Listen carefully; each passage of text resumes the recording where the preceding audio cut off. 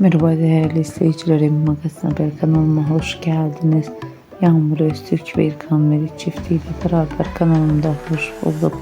Yazgı dizisinde partner özel hayatta sevgili olan çiftlerin aşk dolu görüntüleri, muhteşem paylaşımlar kanalımda sizler için gelecek. Umarım beğenirsiniz. Şimdilik benden bu kadar. Hoşça kalın arkadaşlar.